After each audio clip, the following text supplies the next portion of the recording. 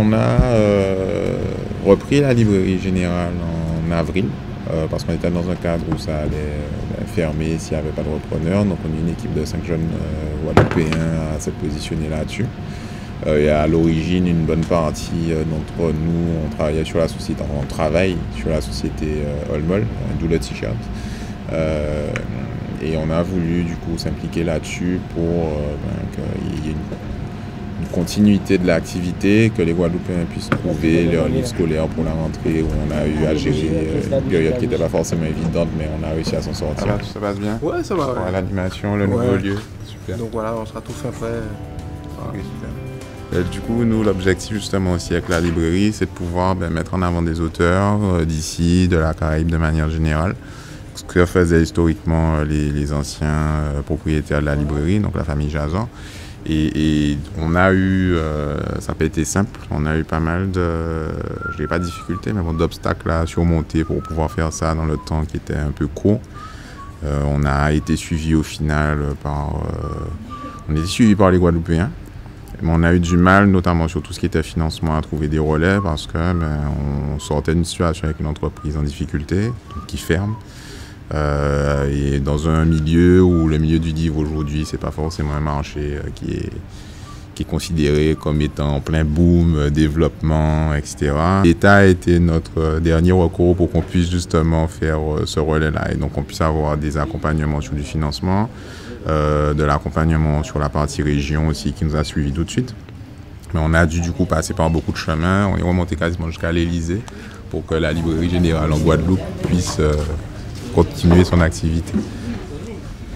Du coup, aujourd'hui, en fait, la librairie, effectivement, on a repris Pointe-à-Pitre, Clary, Le Moule. Là, l'objectif très rapidement, c'est de pouvoir ouvrir sur le Sud-Bastère parce qu'on est très attendu dans la zone et on va le faire sur Baïf, puisqu'on a un lieu assez intéressant là-dessus.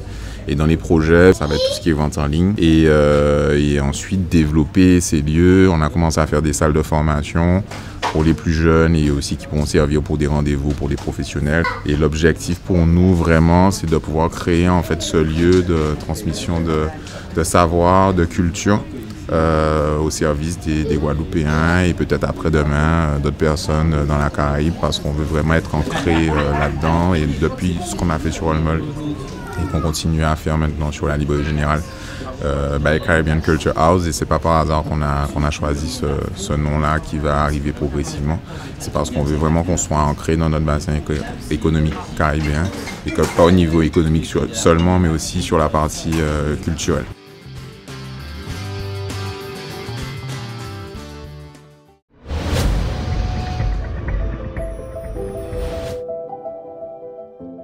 J'ai toujours été, depuis que je suis rentré en Guadeloupe en 1996, j'ai toujours essayé de créer, d'innover. Et puis là, mes nouvelles créations sont basées sur ma nouvelle passion qui est la cuisine. Enfin, la cuisine et la vaisselle, parce que ce qu'il faut savoir, c'est que quand on est dans des petites unités, on fait plus souvent la vaisselle que la cuisine. Mais voilà, et puis j'avais aussi cette envie de remettre au goût du jour la gastronomie antillaise, guadeloupéenne en général, en termes de street food et en termes de, on va dire, gastronomie aussi, même si notre restaurant n'est pas forcément un restaurant gastronomique. Il n'est même pas du tout, on va dire, on est plutôt un bistronomique. Donc on allie des techniques de gastronomie avec des techniques traditionnelles et on essaie de faire quelque chose de festif, de sympa, comme à la maison. Le 73, c'est un peu comme à la maison. Donc voilà, mais ce qui m'a donné envie de créer le 73, c'est de revenir dans Pointe-à-Pitre, de redynamiser Pointe-à-Pitre et de se dire qu'on a beaucoup de zones abandonnées ici et qu'il faut les remettre simplement au bout du jour. Il faut se réapproprier le territoire, il faut simplement y revenir. C'est bien beau les grands discours, mais agir c'est mieux. Pour moi, je suis retourné à l'école et voilà, ça m'a permis de créer Bokit de Luxe 73 et j'ai plein d'autres projets, mais toujours en phase avec l'esprit culinaire antillais, la gastronomie. Et voilà, donc on va essayer de développer tout ça, mais avant tout, il faut que je finisse ma vaisselle parce que comme je vous ai dit, mon métier premier, c'est plongeur. Alors c'est clair que créer une activité dans une zone comme celle-là, qui n'était pas une zone très commerciale, ça a été un peu compliqué au début, mais plus par rapport aux préjugés, aux a priori. Après, moi, je suis venu avec de l'huile à coudre, beaucoup de volonté, beaucoup de passion aussi. Et j'ai créé vraiment ce lieu de toutes pièces. Après, les difficultés, c'est toutes les difficultés que peut rencontrer un chef d'entreprise.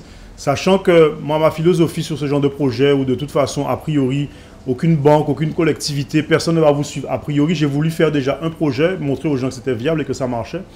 Donc j'ai tout fait tout seul, sur fonds propres. Et donc je n'ai sollicité aucune aide. Ça me permet aujourd'hui d'avoir une certaine indépendance vis-à-vis de tous ces organismes. Et ça me permet aujourd'hui, 6 ans après le premier projet, d'en avoir créé un deuxième. Et maintenant, d'avoir une petite légitimité sur la zone, me permettant maintenant d'essayer d'aller voir les partenaires pour voir ce qui serait possible de faire et solliciter certaines aides, parce que moi j'ai envie de créer de l'emploi. Bokit à côté c'est 4 personnes, le 73 c'est 4 personnes, donc ça veut dire que j'embauche quand même 8 personnes, c'est 8 familles. Donc 8 familles, si vous avez 2-3 personnes par famille, et bien voilà, vous avez presque 30 personnes qui vivent un peu grâce à ça. Donc c'est quand même une fierté dans un contexte économique un peu morose et compliqué. Mais voilà, donc maintenant aujourd'hui c'est beaucoup de volonté. Les projets, c'est continuer à me former, retourner à l'école, retourner faire des formations chez Ducasse à Paris, voyager, aller chercher le savoir, communiquer avec les personnes qui détiennent les clés de la gastronomie antillaise pour apprendre, parce que je suis là pour apprendre. Donc d'un niveau personnel, c'est vraiment ça, c'est me former pour, j'espère, un jour pouvoir devenir un chef reconnu. Ça, c'est mon ambition. Et puis bien développer la rue, peut-être en espérant qu'un jour que cette belle rue Gilbert de Chambertrand devienne une rue piétonne et qu'on puisse y venir s'y balader en toute quiétude en famille, avec des restaurants, des bars, des boutiques, que sais-je. Ça serait, je pense, un beau rêve.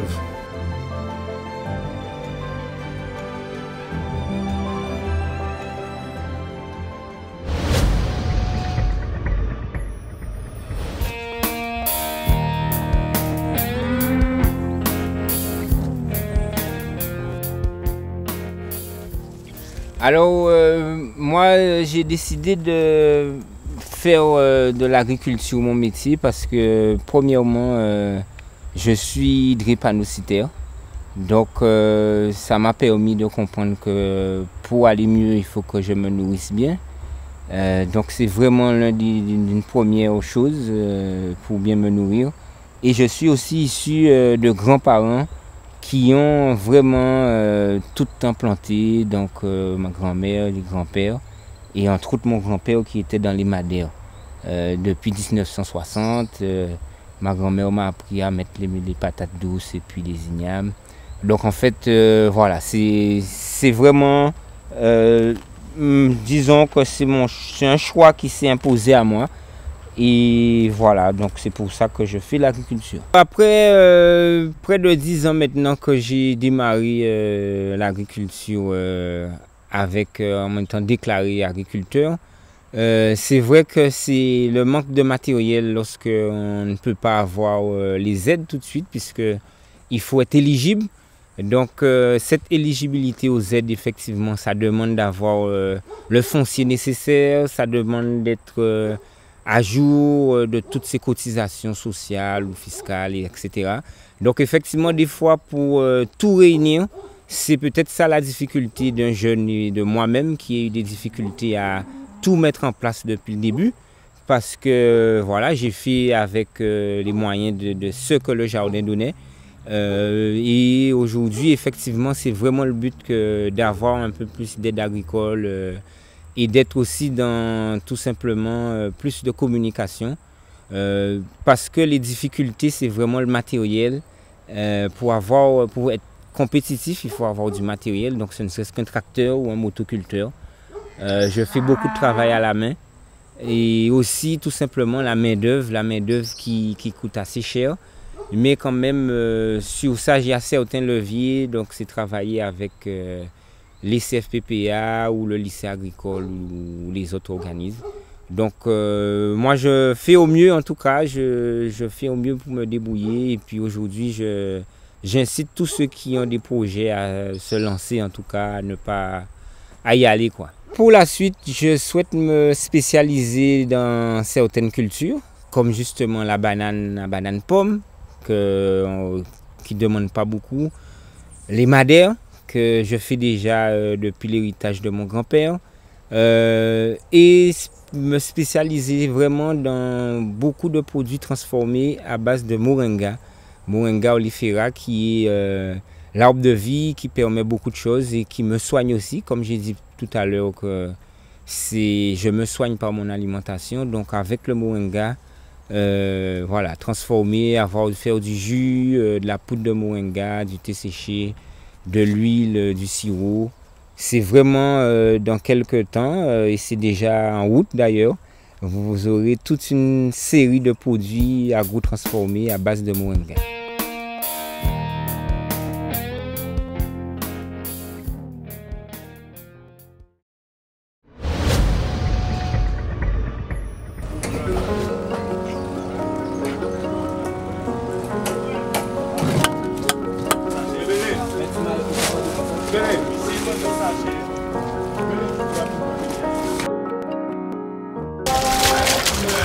Moi, vous savez, trouvé moi tant qu'il carrière de poisson. Maintenant, préparateur en poissonnerie, on va créer ça aussi. Bon.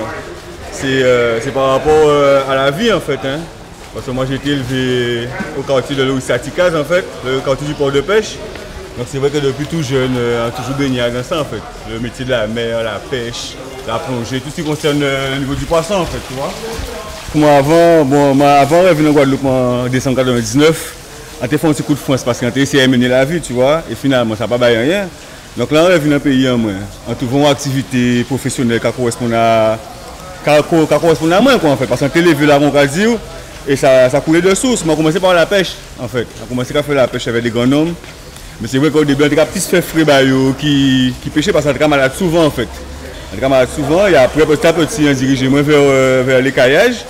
Et c'est vrai que ça fait presque 20 ans qu'on a fait ça et que franchement, maman, en tout cas, moi, pas nous travailler. On commence par la pêche, mais c'est vrai que la pêche, c'est un métier qui est très difficile, on savait. On ne peut pas rendre compte de ça. Mais vous savez, on pêche pas là, mais il passe à 6 cailles entrer déjà d'une. Et pour moi qui j'ai pratiqué là, mais ces pêches-là, il y a beaucoup. Donc on préfère être là au sol. C'est beaucoup moins compliqué, on va dire. Cet an dernier, là, nous avons pas mal de choses qui font bien. Regarde, des structures là, nous là, c'est un but qui n'est pas mien, non? Tu vois, c'est un projet qui était avec de longue date en fait. Et bien, nous avons le bout qui gourmet pour ça pendant un paquet d'années. Et je dis, je crois qu'il y a abouti. C'est pas sans mal, on va dire. La sortie là, bien quand on a un bon petit restaurant, ouais. Comme saison la sortie ouverte. Donc c'est vrai que là, nous avons une grosse commande qui fait un genre mêlé pendant qu'on parle bon, mais ça va aller. C'est comme ça nous aimons. Les jours la mêlée, c'est qu'il y a la fête.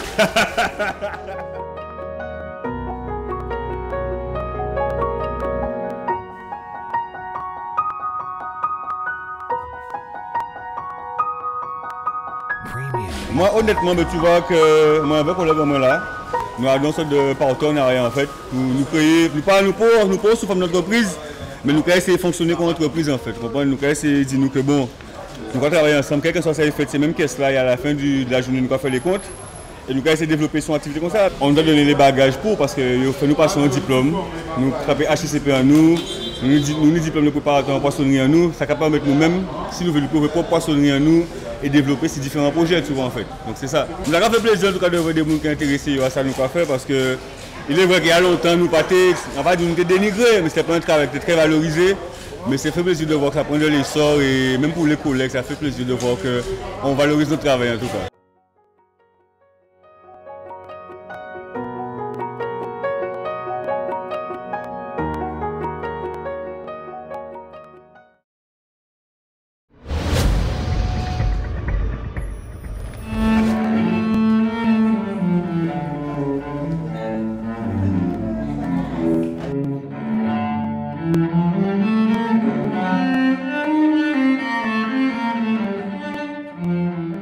On a créé ce concept suivant une analyse parce que depuis plus de 5 ans, on a toujours œuvré dans l'insertion, dans la vie sociale. Et on avait comme retour assez souvent que nos bénéficiaires avaient besoin de se relooker, d'avoir des ateliers de relooking, de coiffure et également de remobilisation, c'est-à-dire les aider à avoir une apparence plus, on va dire, correcte et les conseiller vers plusieurs démarches d'insertion.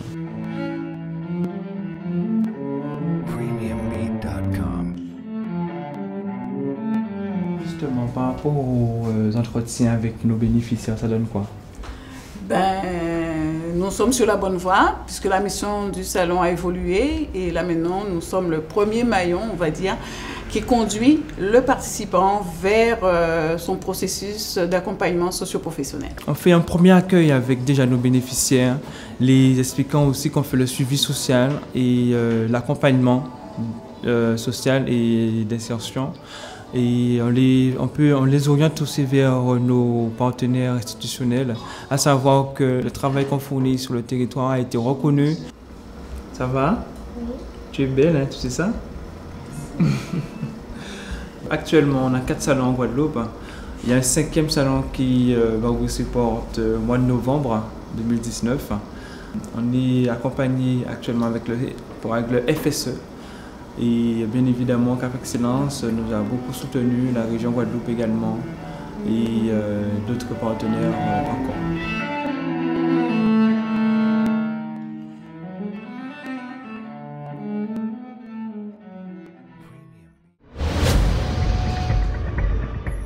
Bonjour, bienvenue aux Créations Le Superbe.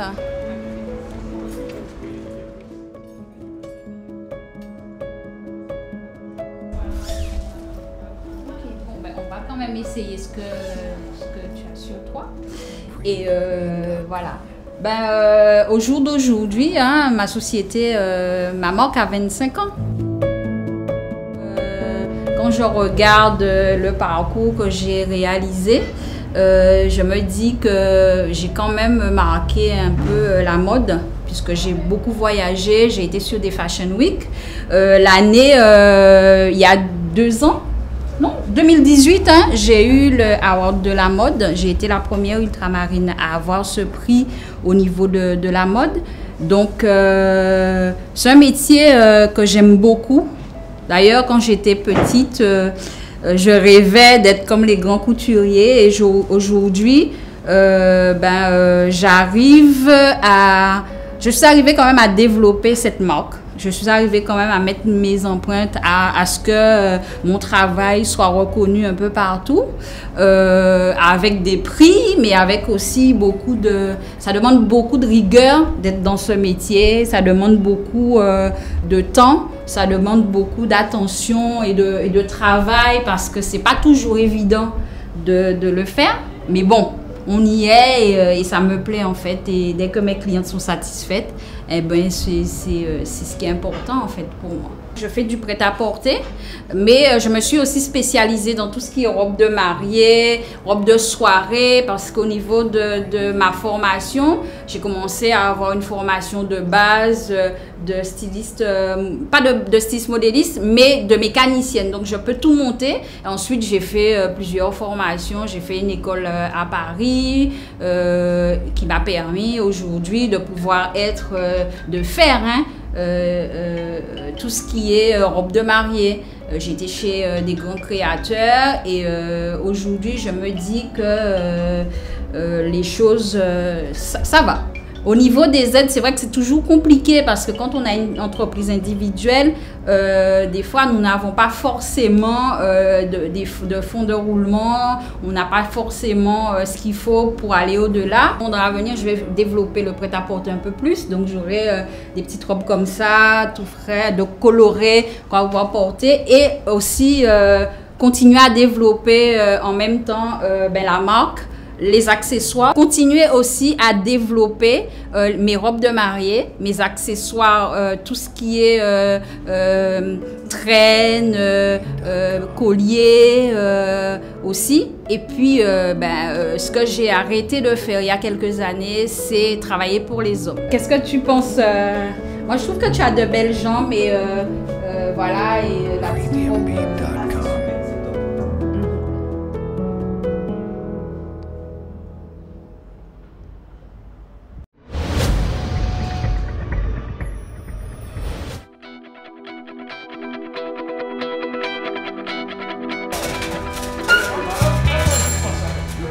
Philippe, tout est en prévu pour bloquer ça. 3 dossiers à remettre aujourd'hui. Tout est OK. Ils sont déjà en phase de fabrication. Eh bien, OK, les hommes, c'est bon. Alors, bonne journée. Okay. Et puis, force et courage. OK. Ouais. Alors, donc, ici, donc, c'est la première activité qu'ils ont créée, c'est Déco Mouza. Depuis moi, à partir d'une réflexion à 11 ans, depuis dans les années 73, Yvon Gatou, où le premier véhicule nous fait nous marquer ce véhicule à Matima. Et ça continue comme ça jusqu'à aujourd'hui, où une entreprise là qui a demeuré, qui joue là, les plus anciens ateliers de réalisation publicitaire en Guadeloupe. Nous sommes dans une dynamique d'un petit pays, donc un petit marché, avec les impayés qu'on connaît, avec les difficultés qu'on connaît les entreprises. Donc forcément, par voie de conséquence, c'est en cascade, et les entreprises telles que nous la connaissons. Nous n'avons pas eu aujourd'hui tous les moyens de nos ambitions, mais nous avons quand même résisté à toutes les difficultés de la vie, parce que la vie, c'est quand même une source de difficultés. Le propre de l'homme, c'est pouvoir les affronter et puis les surmonter. J'ai eu des accompagnements, on peut dire des accompagnements moraux, mais au-delà de ça, les accompagnements financiers, il n'y a que le banquier qui vous accompagne. C'est-à-dire qu'en fait, en fin de compte, c'est le parcours du combattant aujourd'hui pour un chef d'entreprise de trouver des financements et de trouver un accompagnement. Hein. Vous savez, quand vous êtes à la fois au charbon et qu'il faut trouver des accompagnements au niveau des collectivités, c'est pas si évident que ça. Nous allons faire une petite visite à la deuxième activité que j'ai créée.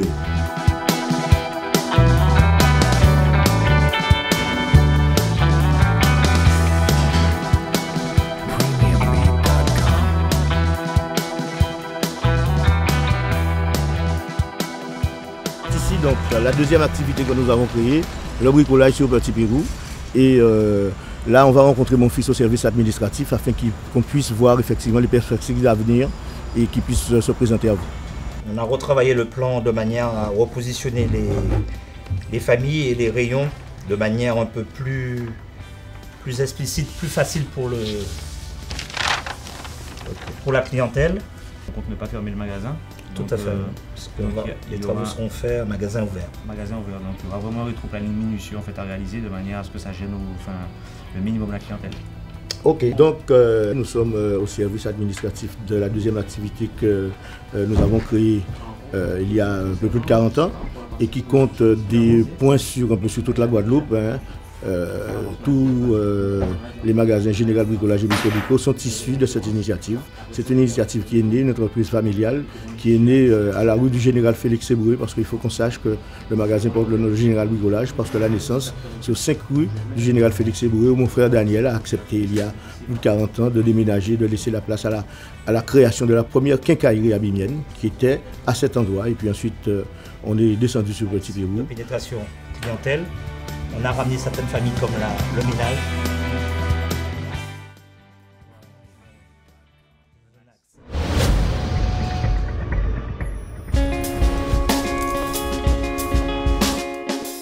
Bonjour, bienvenue chez Spaform Onglerie. Donnez-vous la peine.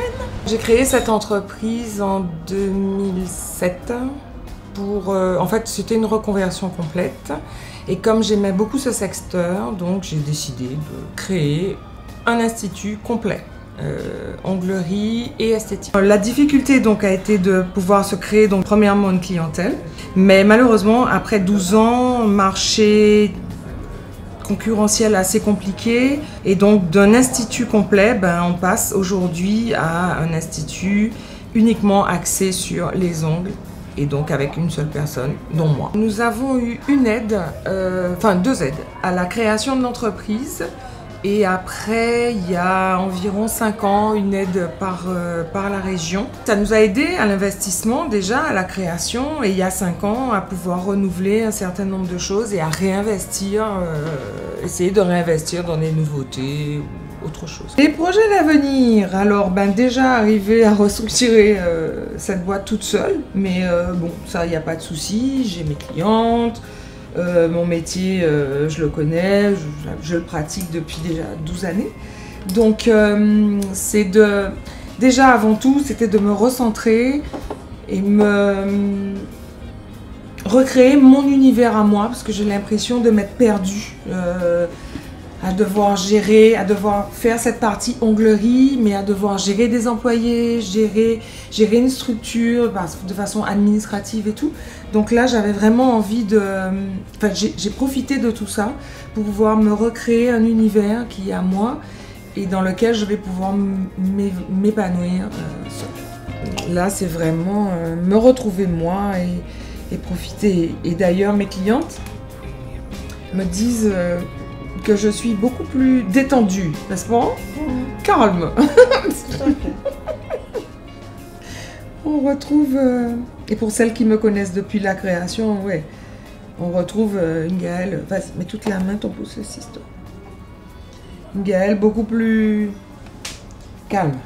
Les perspectives de l'économie, bon là je veux pas être défaitiste mais ni alarmiste, mais c'est bizarre, moi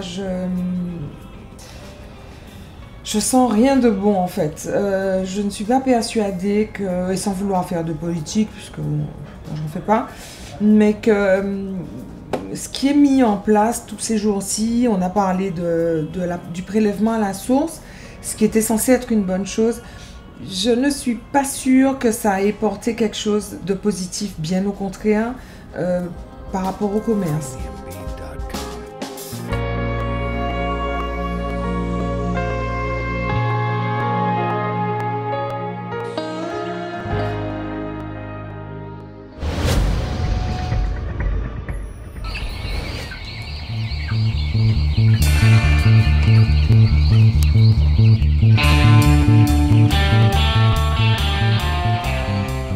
Nous sommes à la ferme d'Alcia où je possède un site d'élevage de poulets de chair que j'ai créé dans l'année 2013. Pourquoi? Parce que j'ai trouvé un besoin sur le marché qui était notamment sur la production de volailles.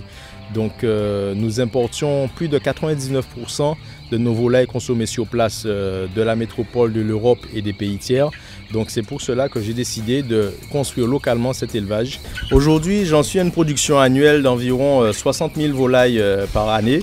Ceci est bien sûr insuffisant par rapport à la consommation guadeloupéenne qui est de 10 millions de volailles par an, soit 200 000 par semaine alors que j'en produis que 60 000 par an.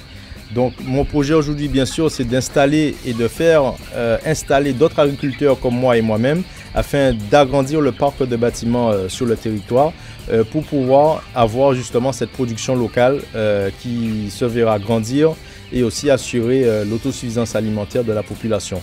J'ai pu bénéficier, grâce à un dossier FEADER que j'avais déposé en 2013, donc d'une subvention européenne qui m'a beaucoup aidé pour le départ de ce projet. Et j'ai l'intention bien sûr d'en demander une nouvelle pour l'agrandissement de mon exploitation, où j'ai l'intention de me diversifier et d'élargir ma production sur d'autres volailles qui peuvent être la pintade, la dinde ou voire même le canard. La volaille que je produis aujourd'hui, c'est une race de souche connue qui est beaucoup plus adaptée aux régions chaudes. Donc techniquement, il faut savoir que je perfectionne mon élevage pour avoir des performances en termes de mortalité moindre, d'âge d'abattage aussi qui est de l'âge label. Donc bien sûr, pourquoi? Parce que je me caractérise une production qui va être de qualité.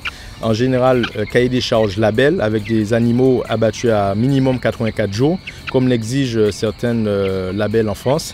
Et bien sûr, développer la marque, donc la marque Neg que j'ai lancée. Ça fait bientôt 6 ans, qui veut dire né et élevé en Guadeloupe. Mes projets à venir sont bien sûr, après avoir agrandi mon parc de bâtiments, c'est de lutter et de me battre contre les administrations pour pouvoir bénéficier de l'ensemble des aides POSEI qui existent aujourd'hui pour les départements d'outre-mer. Car aujourd'hui, contrairement à tout ce qu'on peut le croire, il est très difficile d'accéder aux aides à cause de complications administratives qui est mis en place aujourd'hui par certains partenaires. Donc, une fois que j'aurai pu acquérir toutes ces aides qui peuvent exister pour l'ensemble des départements, c'est-à-dire l'aide animale, l'aide pour le transport des animaux vivants, l'aide pour l'alimentation du bétail, je pourrais promettre des coûts qui seront beaucoup plus bas et accessibles à l'entière population guadeloupéenne.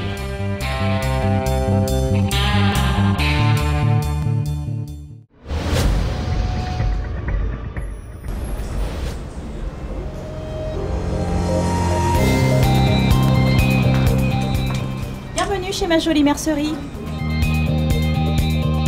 On ouvre en fait les produits exceptionnels et incredibles que vous ne retrouverez que chez ma jolie mercerie, je tiens à vous le dire. Regardez-moi ça. Alors, je pense que c'est... Alors en fait tout ça ce sont des bullet journal. Ce sont des carnets en fait pour pouvoir justement mieux s'organiser et on est les seuls en fait à avoir donc des produits totalement super sympas comme ceci. En tant que chef d'entreprise, j'ai en permanence besoin de m'organiser avec des outils efficaces et c'est pour ça justement que je fais rentrer des articles super sympas comme ça. Donc tout ça en fait ce sont des bullets, ça s'appelle le bullet journal. Donc il y a un vrai effet de mode autour de ces fameux articles qui sont absolument, n'est-ce pas les filles, trop beaux. Et tous ces jolis carnets en fait vont justement servir à mieux s'organiser au-delà du joli produit en fait.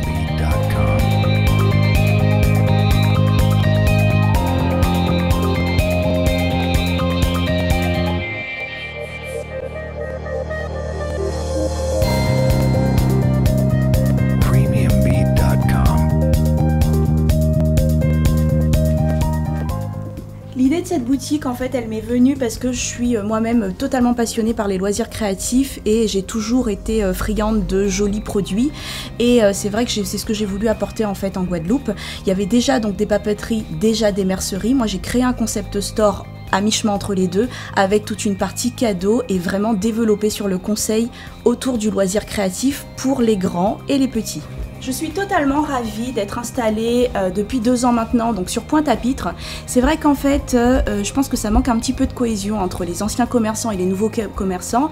Je rêve aussi que les décideurs prennent conscience que les parkings c'est super important à Pointe-à-Pitre et je suis sûre qu'ensemble on pourra faire redevenir Pointe-à-Pitre un vrai poumon économique. Alors dans l'avenir, j'ai envie de toucher davantage les enseignants, les écoles, mais c'est vrai que les décideurs en fait ont du mal, bien qu'ils soient séduits, ont du mal à adhérer, tout simplement par, je pense, manque de budget financier. Demain, j'ai aussi envie d'un projet de développement sur le web, mais c'est vrai qu'on n'est pas super aidé parce que, étant donné qu'on est sur une île, on a des frais d'approche qui sont hyper élevés et notamment les frais d'octroi de mer qui nous permettent pas forcément d'être concurrents sur le web, mais je rêve que ça change un jour. Un des gros challenges, c'est forcément la partie financière puisque les banques ne prêtent que si elles croient véritablement dans les projets. C'est vrai que pour le coup, Ma Jolie Mercerie, c'est un projet véritablement novateur, même si j'ai à mon actif donc déjà 2 instituts de beauté Loli Pink qui fonctionnent déjà. Avec les loisirs créatifs, venez vous évader et rêver avec moi.